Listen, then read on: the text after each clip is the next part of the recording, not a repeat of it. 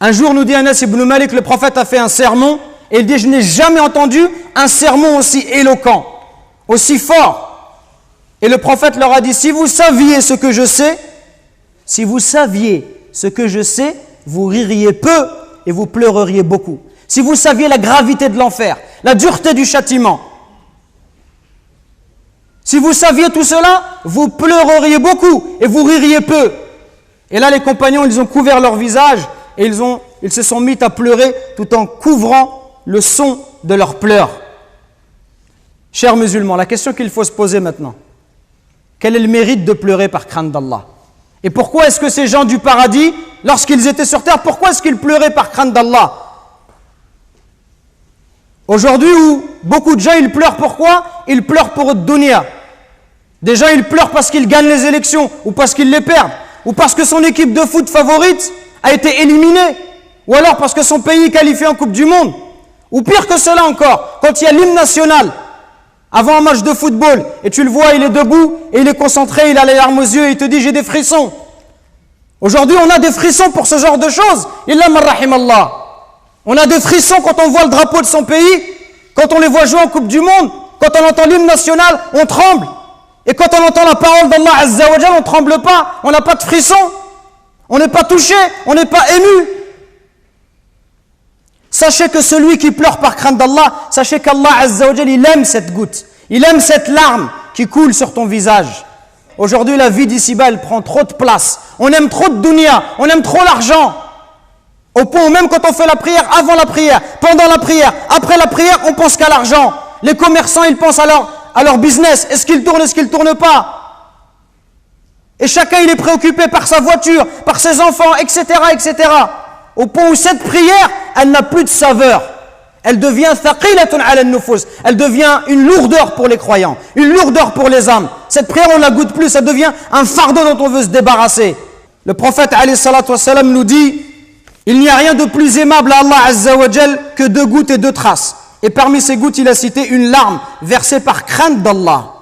Pourquoi est-ce qu'on doit pleurer par crainte d'Allah? Premièrement, parce que Allah Azza wa Jal, il aime cette larme qui coule pour lui. Allah, il aime te voir pleurer pour lui. Même si tu as désobéi, si tu pleures, quand tu pleures, Allah Azza wa Jal, il va te pardonner. Allah, il va te faire miséricorde.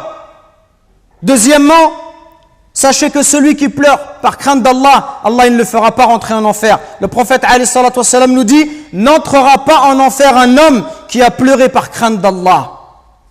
Troisièmement, sachez que le jour de la résurrection, ce jour terrible, où tout le monde sera nu, incirconcis, exposé à la chaleur du soleil, ce jour-là, 7 catégories de personnes seront protégées sous l'ombre d'Allah. Le jour où il n'y aura pas d'autre ombre que la sienne.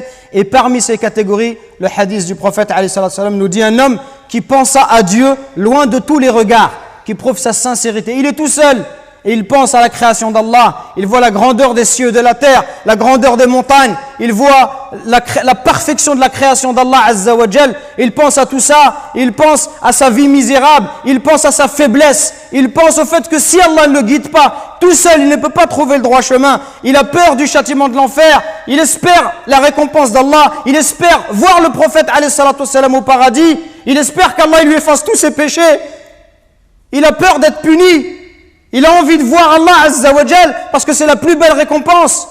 Celui-là qui est tout seul, par sincérité envers Allah, et il se met à pleurer, Allah Azza wa Jal, il a pris l'engagement de le protéger. Donc ne soyez pas désespérés, la porte du repentir, la porte de la miséricorde, elle est grande ouverte, mais prenons cette voie-là et détachons-nous de la vie d'ici-bas. Détachons-nous de la vie d'ici-bas, arrêtons systématiquement de parler de dunya et notamment de football, parce que beaucoup de jeunes ils sont éprouvés par ça. Dès qu'ils sont à la mosquée à l'extérieur, la seule discussion qu'ils ont c'est le football et rien d'autre. Pas une seule fois tu les entends parler d'Allah, pas une seule fois tu les entends parler d'un verset coranique, pas une seule fois d'un hadith, toujours et la même chose, le football. C'est Shaitan qui nous a dressé ce filet, comme un pêcheur qui jette son filet à la mer. Shaitan, par ses loisirs, ces divertissements qui sont extrêmement nombreux dans la société de consommation dans laquelle nous vivons, il cherche à dissiper et à éloigner le serviteur d'Allah Azza wa Jal. Et il le préoccupe. Certains par le football, d'autres par la musique, d'autres par autre chose. Au point où le serviteur, il n'a dans son cœur que l'amour de ces choses-là. Et il verra que le Coran,